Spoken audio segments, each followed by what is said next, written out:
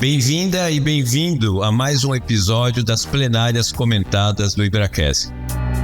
Nessa série de podcasts do IBRAC, destacamos os principais pontos dos julgados do Tribunal do CAD, indicando tendências da jurisprudência para quem quer estar antenado com o que tem de mais recente na área concorrencial. Caros ouvintes, bem-vindas e bem-vindos ao programa Plenárias Comentadas do IBRACast. A plenária comentada de hoje trata da 236ª Sessão Ordinária de Julgamento do CAD, realizada em 25 de setembro de 2024. Entre os informes iniciais, gostaríamos de destacar a comemoração de 15 anos do Departamento de Estudos Econômicos do CAD e a realização do CAD nas universidades, que ocorreu nos dias 26 e 27 de setembro em diversas faculdades de São Paulo, promovendo debates sobre a defesa da concorrência no ambiente acadêmico. Bom, eu sou Flávia Chiquito, diretora de Relações Institucionais do IBRAC e responsável pelo IBRACast. Gostaria de cumprimentar meu colega, entrevistador oficial e coordenador desse programa, Alessandro Giacaria. Oi, Flávia, é bom estar de volta, ainda mais com um convidado tão especial. Verdade, Alessandro. Hoje temos aqui o nosso convidado, o Dr. Marcos Lima, sócio da MA Consultoria Econômica. O Marcos possui mais de 20 anos de experiência com atuação na área de defesa da concorrência, defesa comercial, como assistente técnico em arbitragens e processos judiciais, elaborando pesquisas de mercado e projeções em análise de valuation e outras áreas de interface entre direito e economia. Ele possui graduação em economia na Universidade Federal do Rio de Janeiro e mestrado em economia na Universidade Federal do Rio Grande do Sul. Atuou e atua em casos importantes na área concorrencial. Marcos, bem-vindo. Muito bom ter você aqui no nosso programa. Tenho certeza que a gente vai ter um debate e comentários sobre essa sessão bastante proveitosos. Muito obrigado, Flávia. Obrigado, Alessandro. É um prazer participar. Agradeço muito aí pelo convite. Acho que vai ser um bom programa. Bom, então vamos começar aqui com a nossa pauta, que essa foi uma sessão bastante extensa. A gente vai tentar cumprir o nosso tempo aqui, ainda que extrapole um pouquinho. Eu vou te passar, Marcos, para o primeiro item, que é o ato de concentração 08700006814 de 2023 de 77, que envolve o mercado de frigoríficos. Com você. Obrigado, Flávia. Bom, é o ato de concentração pelo qual o frigorífico Minerva adquire ativos da Marfrig. Tá? Basicamente, esses ativos são compostos de 11 frigoríficos, 11 unidades de abate no Brasil, um centro de distribuição no interior de São Paulo, uma unidade de abate na Argentina e uma no Chile. Tá? O caso ele gera ali concentrações nos mercados que normalmente a gente tem afetados por esse tipo de operação envolvendo frigoríficos, que são o mercado de abate e desossa, aqui basicamente de bovinos no Brasil, e o mercado de venda de carne. Tá? Além disso, tem toda a discussão que a gente já conhece da aquisição de gado e o raio para aquisição de gado a partir das plantas de abate. Tá? A discussão do caso na SG ela ficou mais centrada na existência de uma cláusula de não concorrência pela qual a Marfrig se comprometia a não aumentar a capacidade de abate de uma planta em Mato Grosso, tá?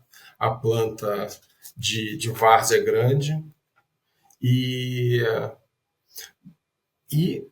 seguiu com uma recomendação de que isso fosse tratado através de ACC pelo tribunal. O que ocorreu basicamente no voto do conselheiro relator foi ele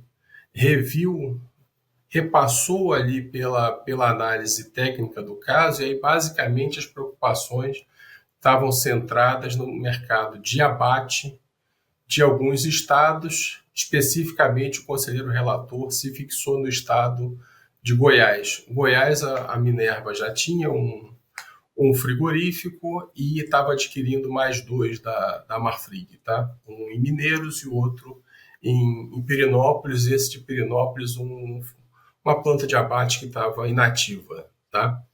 E o conselheiro, além disso, ele se debruçou sobre a cláusula de não concorrência e fez algumas considerações sobre o que é uma discussão recorrente nesse tipo de caso, nesse tipo de mercado, que é a definição do mercado relevante ali para aquisição de gado para abate, que a gente não sabe exatamente se é 300, 200, 400 quilômetros, é algo que pode variar caso a caso e que não tem uma receita definida para isso. Ele acabou trabalhando com mais de um raio, apesar de, do ponto de vista prático para análise e para as participações de mercado, acabou fechando na dimensão estadual, mas reconhecendo que havia alguma possibilidade disso extrapolar um pouco dimensões estaduais. Teve uma discussão na planta de Mineiros, especificamente em Goiás, porque ela fica ali muito próxima de outros estados, né? Fica muito próxima de Mato Grosso, fica próxima de Minas e de São Paulo, então tinha uma discussão sobre essa planta, mas no final do dia a discussão ficou centrada na questão do abate no mercado de Goiás e na cláusula de não concorrência envolvendo a planta de Várzea Grande, em Mato Grosso, da Marfrig. E o que o conselheiro relator coloca em seu voto é que houve alguma tentativa de ACC e que não foi adiante, não chegaram a uma definição, porque possivelmente nesses casos a gente sabe que o ACC acaba sendo uma boa opção e já tinha sido inclusive comentado pelo parecer da superintendência, então poderia chegar a um acordo com as partes para solucionar esse problema. Não foi isso que ocorreu, acabou havendo a imposição de remédios aqui de forma unilateral pelo CAD, tá?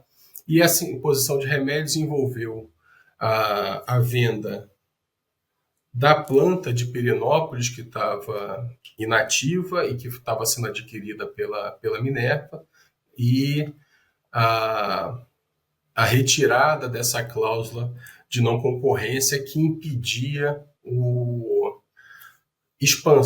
basicamente impedindo expansão de capacidade da planta de Várzea Grande da Marfrig, que continuaria com a Marfrig no município de Mato Grosso, tá? E que eventualmente poderia exercer alguma pressão competitiva também ali na venda tanto no abate, na compra de gado, etc., e sobre o mercado, inclusive, de Goiás, quando a gente olha do ponto de vista esses limites ali entre os estados, tá?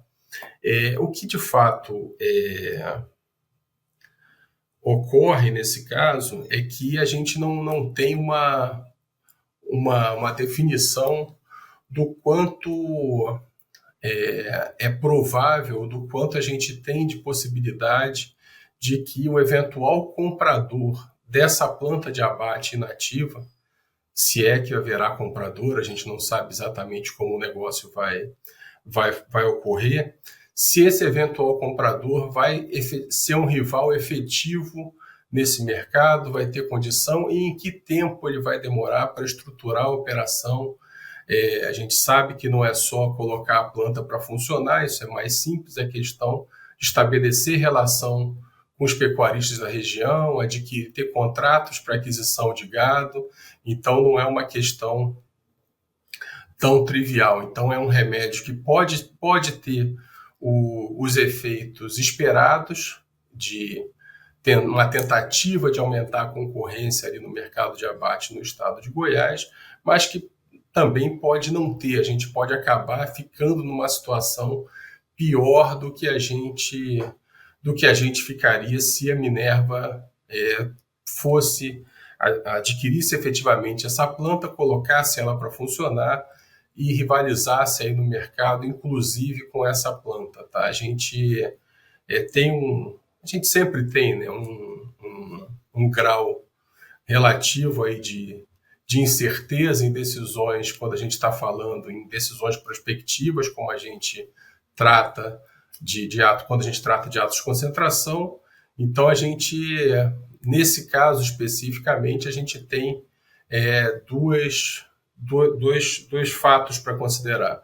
Primeiro, uma eventual dificuldade na venda dessa planta, ou encontrar interessados que sejam efetivamente ou possam ser rivais efetivos aí nesse mercado, a partir da aquisição dessa planta.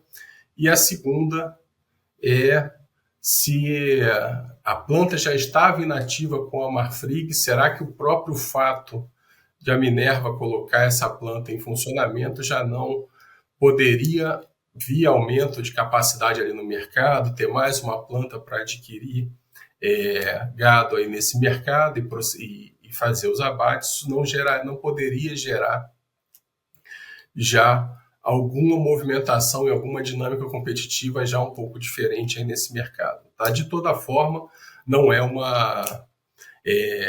algo impensado. Você deveria, efetivamente, é um remédio que poderia ter sido, sim, pensado nesse mercado, principalmente pelo funcionamento da planta, e, claro, o relator deve ter tido acesso, e os outros conselheiros também, a informações que a gente, que não trabalhou no caso, tem sobre esse fato especificamente, que pode ter motivado esse remédio. Tá? O outro remédio sobre a cláusula de não concorrência, entendo que realmente deveria ser feito. É complicado você ter cláusulas de não concorrência dessa forma, por mais limitando expansão de determinada capacidade de planta, ou limitando aumentos de capacidade.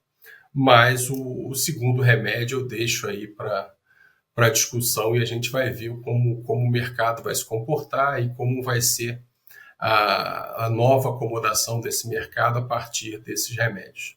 Tá? São esses os comentários que eu gostaria de fazer. Gostaria de comentar também que o último ponto teve mais dois votos, do conselheiro Vitor e do conselheiro Gustavo Augusto, mas que ambos discutindo pontos específicos do caso, mas que seguindo, claro, a recomendação no final do relator. Marcos, obrigada pelos seus comentários. Eu vou passar aqui para o segundo item da pauta, que é um ato de concentração 08700004023 de 2024, dígito 93, de relatoria da conselheira Camila, envolvendo aí uma questão de gun jumping e até de legitimidade ativa da requerente do ato de concentração. Tá? O mercado envolvido nessa operação é o mercado de exploração, de produção e exploração de óleo e gás no campo de Papa-Terra, envolvendo um consórcio BC20. Esse é um caso bem interessante, né? Tiveram várias discussões, inclusive que foram consideradas pela conselheira Camila como sendo de cunho privado, então ela não entra nessas discussões, tanto em relação sobre a validade do negócio jurídico, que foi contestado pela outra parte, como em relação a questões de arbitragem, de cláusulas arbitrais. Ele teve aprovação sem restrições pela superintendência, e a outra parte, que deveria ser a outra requerente do ato de concentração, entrou com um recurso para o tribunal, contestando o parecer da superintendência. E dentre as alegações, né, ela está contestando, inclusive, o fato de o ato de concentração ter sido apresentado de forma unilateral pela compradora dos ativos aí envolvendo esse consórcio. A conselheira não vê problema no fato de a operação ter sido apresentada de modo unilateral, né? Ela demonstra ali que há previsão legal para isso, mas ela contesta ali as informações apresentadas pela requerente que foram consideradas incorretas sobre a própria requerente. Então, ela considerou ali a enganosidade e o fato das informações não serem corretas. Então, ela também considera que é indício de uma conduta de gun jumping, por conta de um comunicado feito ao mercado no dia seguinte da notificação da operação, que dá a entender que a operação já estava sendo implementada. E aí, diante disso, a conselheira decide por rejeitar o pedido de aprovação do ato de concentração, com seu consequente arquivamento sem julgamento de mérito, de modo que a requerente somente poderá consumar essa operação mediante a aprovação do CAD com um novo ato de concentração. Então, ela vai ter que reapresentar o ato de concentração.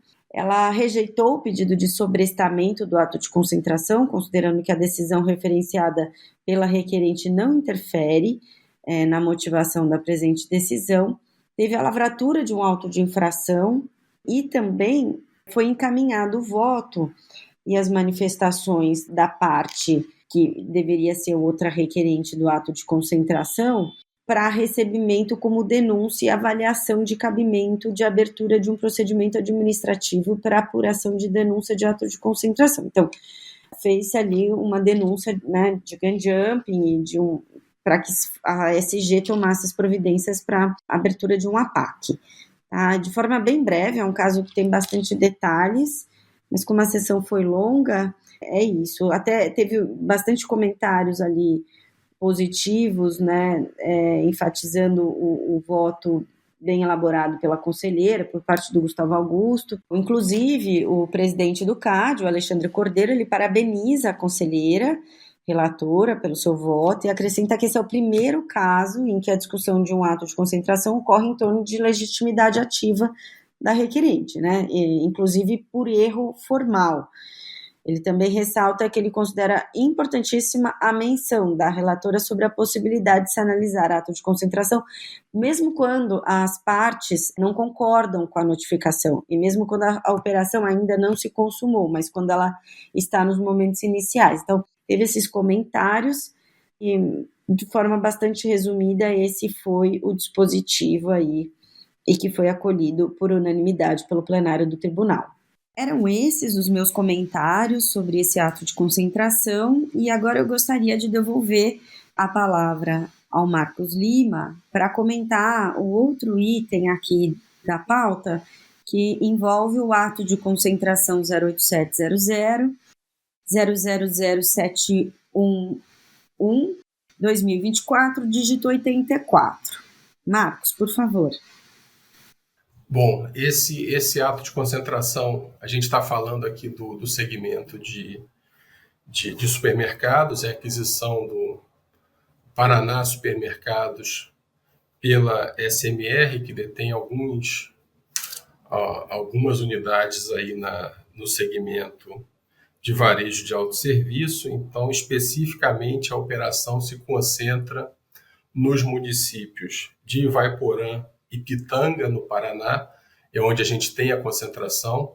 A gente sabe que em supermercados você tem várias discussões importantes, né, de mercado relevante, tanto de dimensão produto quanto na dimensão geográfica aqui. Tá? Para a dimensão produto, quais efetivamente são os substitutos? Que tipo de redes você deve considerar? Que tipos de supermercados você deve considerar como substitutos? Hipermercados são substitutos? Tradicionalmente, o CAD colocava hipermercados como substitutos. Houve uma discussão relevante aí no caso Carrefour e Big, do conselheiro Hoffmann, que é retomada pelo conselheiro Diogo nesse caso especificamente no seu voto, tá? Então, para saber qual conjunto de concorrentes a gente está colocando aqui no mesmo mercado. Quer dizer, se a gente deve tratar mercados de perfis parecidos, quer dizer, em relação ao número de checkouts, em relação à cesta de bens, em relação à diversidade das marcas que são ali comercializadas, em relação ao padrão de preço. Então, toda essa discussão foi levantada, que faz parte do voto do conselheiro Hoffmann que eu mencionei, foi trazida de novo aí para o voto do conselheiro Diogo, nesse caso, que eu acho que é uma discussão importante e que a gente deve aprofundar. Ele estava preocupado em ver duas coisas, né, no voto do conselheiro Diogo. Ele avocou o caso para ver duas coisas: ver a dinâmica de rivalidade nesse mercado, tratou um pouquinho de entrada também, mas mais a dinâmica de rivalidade, e a dinâmica de aquisições seriais, o quanto estaria sendo afetado, ou quanto esse caso, ou esse mercado específico de supermercados seria um mercado para o qual deveria ter atenção para essa questão das aquisições seriais, tá? Então, uma coisa importante foi repassar pela discussão da dimensão produto e dimensão geográfica, e ali envolvendo se hipermercados estariam dentro ou não estariam dentro do mercado relevante, se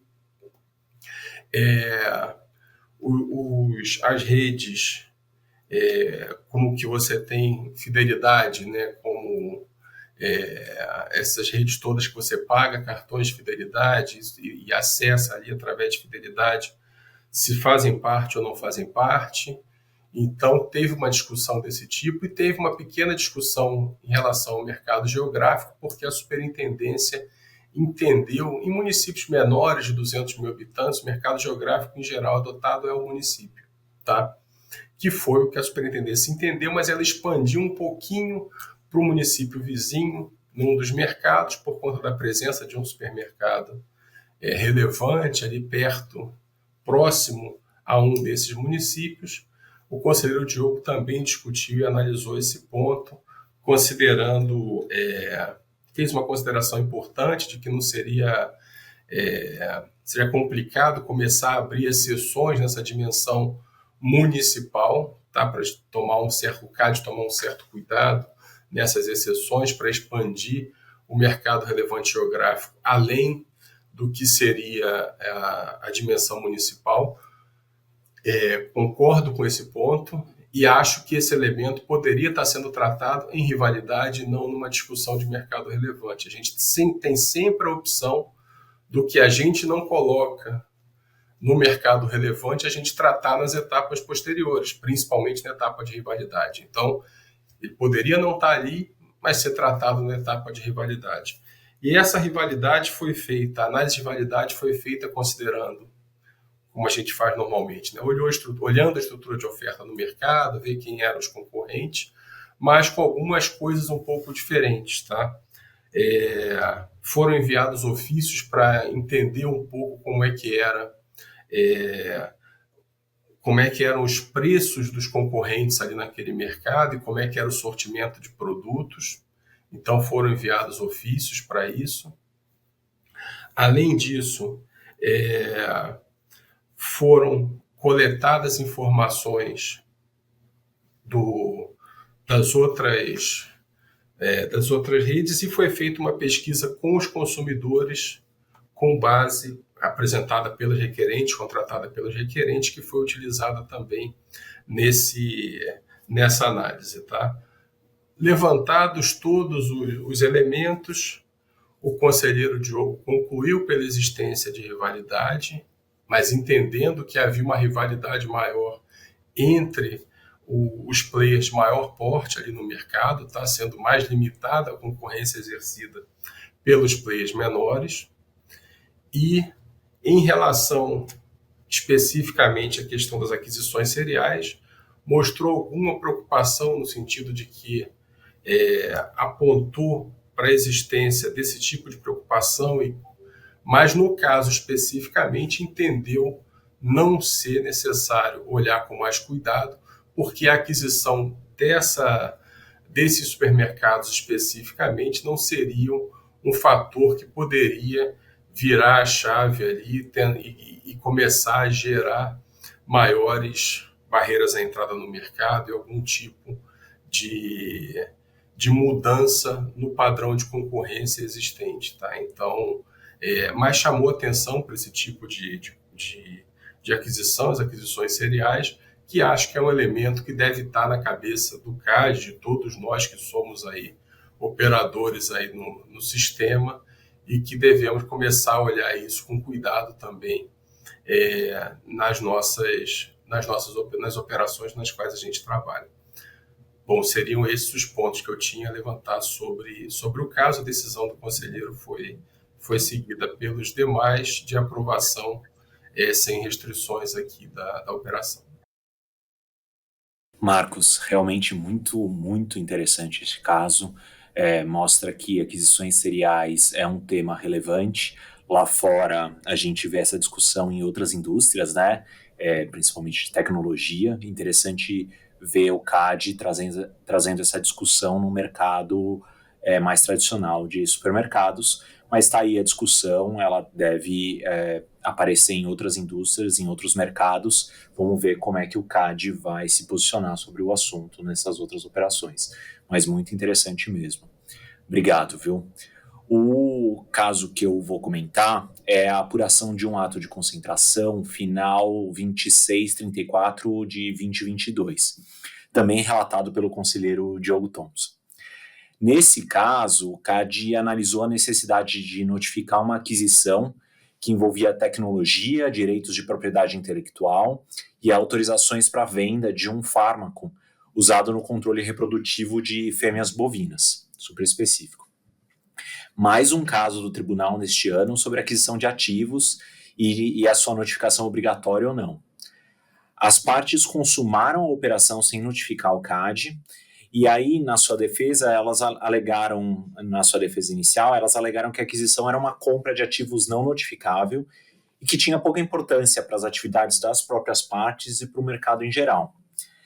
Entretanto, o conselheiro discordou dessa posição inicial das partes, citando o próprio artigo 90, inciso 2 da Lei 2.529, né, que exige a notificação obrigatória de ativos, de aquisição de ativos, tangíveis ou intangíveis.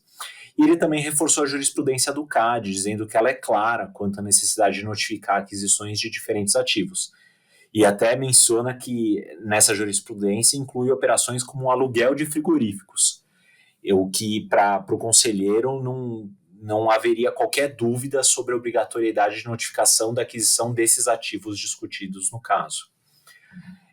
As partes também alegaram que não houve gun jumping, porque a transferência de autorização de comercialização e da marca só ocorreram após a aprovação final do CAD, e alegaram que o pagamento, por exemplo, integral do valor pactuado, o preço, né, a cessão do ativo, a entrega de documentos para que a compradora pudesse providenciar a transferência de sua autorização na comercialização não teriam sido atos de gun jumping. Entretanto, o relator também não aceitou essa justificativa e, para isso, ele citou o regimento interno do CAD e o guia para análise de atos de concentração, que destacam que ser proibido a troca de ativos e a influência entre as partes antes da aprovação final do CAD. No final, o caso foi encerrado com um acordo no valor de por volta de R$375 mil, calculados com base na resolução e na jurisprudência. E aí, eu acho que um ponto para destacar, acho que então são dois pontos, né? O primeiro, que é a aquisição de ativos notificável ao CAD, aquisição de ativos fármacos, e o segundo ponto é que o voto, na hora de calcular a contribuição, ele fala a contribuição, a multa, a penalidade, não deixando claro qual que seria a natureza jurídica aqui paga pelas partes. Mas aí no final eu fui olhar o APAC, e o APAC deixa muito claro que é uma contribuição e não valores de outra natureza, como multa ou penalidade, tá? Então, só queria destacar esses 2 pontos em relação a esse APAC. E aí, feito esse comentário sobre o APAC, eu passo para você, Flávia, para comentar um processo administrativo no mercado de saúde. Vou começar a comentar o próximo item da pauta, que envolve um processo administrativo envolvendo cooperativas médicas, de relatoria do conselheiro Gustavo Augusto. O estado das cooperativas é o estado do Espírito Santo, e teve uma discussão interessante, que acho que é o ponto que eu gostaria de dar enfoque nesse caso, em relação à tipificação das condutas aqui nesse processo. Ele fez até uma análise em cima daquilo que tinha sido decidido pela Superintendência Geral, que recomendou a condenação tanto da federação como das cooperativas por infração à ordem econômica, e argumentou, né, que, embora não fosse um acordo entre concorrentes, a formação de um bloco de cooperativas para exercer pressão sobre o Estado do Espírito Santo poderia ter potencial lesivo semelhante a de um cartel. Mas o conselheiro relator, ele discorda, né? Ele entende que a gente não está diante de um cartel, o cartel pressupõe acordo entre concorrentes, e nesse caso ele entende que cada cooperativa tinha uma especialidade, portanto elas não eram concorrentes entre si, então uma especialidade não substituía a outra, portanto não se tratava de cooperativas concorrentes. E aí por isso, né, considerando que são mercados relevantes distintos, ele não vislumbrou a prática de cartel, em que se pressupõe um acordo entre concorrentes. Mas ele entende que há, sim, uma infração à ordem econômica e que seria capaz de abusar de sua própria posição dominante. E aí ele entende que a conduta seria de abuso de posição dominante, de influência à conduta comercial uniforme, executada de forma coordenada por múltiplos agentes econômicos. Então, a federação, por exemplo, serviu como um meio para se impor e coordenar uma conduta abusiva a ser cumprida pelas distintas cooperativas, com a ciência, anuência e efetiva participação das cooperativas envolvidas. Ele até traz um precedente do conselheiro Carlos Jacques, um precedente recente, dizendo que não há nada de ilegal na atuação de cooperativas, as quais buscam defender os direitos de seus cooperados. Então, ele ressalta esse ponto, traz esse voto do Carlos Jacques, no sentido de que acordos cooperativos eles podem ser lícitos ou ilícitos, não sendo possível presumir efeitos anticompetitivos na simples organização de distintos profissionais em uma cooperativa, né? Então, ele entende que esse tipo de conduta deve ser analisado pela regra da razão, não podendo ser um ilícito per se. Mas ele também fala que a conduta em tela ela teria ao menos o potencial de gerar efeitos anticompetitivos. Então aqui eu gostaria só de ressaltar que, embora ele esteja analisando pela regra da razão as duas condutas, abuso de posição dominante e influência à conduta comercial uniforme, eu queria lembrar que na última sessão teve uma discussão bastante relevante sobre a tipificação da conduta de influência. A conduta comercial uniforme, né, levantada ali pelo conselheiro Diogo, pelo conselheiro Vitor, no sentido de que esse tipo de conduta deveria, naquela ocasião, ser analisada como um ilícito por objeto. Então, né, a gente está diante de um caso de cooperativas, unimilitância, e foram todas elas condenadas com multas, e esse foi o voto do relator, que foi seguido por unanimidade pelo plenário do tribunal. Esses eram os comentários que eu tinha para esse caso, e eu vou passar agora a palavra para o Alessandro, para que ele comente o último item da pauta, que é o processo administrativo envolvendo o conhecido cartel do sal. Com você, Alessandro. Obrigado, Flávia. Pois é, eu vou comentar a decisão de relatoria do conselheiro Vitor Fernandes no caso do alegado cartel do sal, que é o processo administrativo final 1164 de 2018. O primeiro ponto interessante desse caso é como ele começou. O CAD, como vocês já sabem, o CAD investigava o cartel do sal desde 2008, então é um processo bem antigo. Mas aí em 2014, uma das empresas representadas no processo firmou um TCC no caso e apresentou novos documentos. Esses documentos teriam revelado a participação de novas pessoas e novas empresas que não estavam na investigação original. E aí levaram a Superintendência Geral a abrir um novo processo, que é o foco da decisão recente agora do conselheiro Vitor.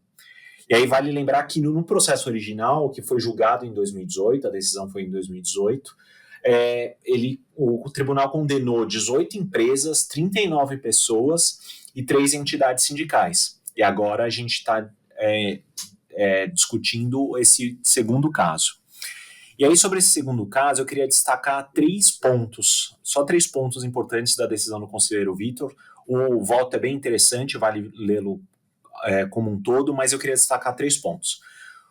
O primeiro é o entendimento que não se pode usar argumentos econômicos para provar a ausência de efeitos anticompetitivos em cartéis clássicos ou hardcore. Marcos, aqui estão querendo tirar o teu trabalho, tá? O conselheiro argumentou que na jurisprudência brasileira, esse tipo de cartel é tratado de forma muito próxima a uma infração per se, como nos Estados Unidos, onde a presunção de dano é absoluta. Então, para ele, não se aplicaria a análise das infrações por objeto, que teria influência no direito comunitário europeu, que permite a defesa de que a conduta não foi capaz de gerar efeitos anticompetitivos no contexto econômico específico da investigação. Então, para o conselheiro, uma vez comprovada a materialidade da conduta, o CAD não precisa demonstrar efeitos anticompetitivos e as defesas baseadas em argumentos econômicos são completamente inadmissíveis.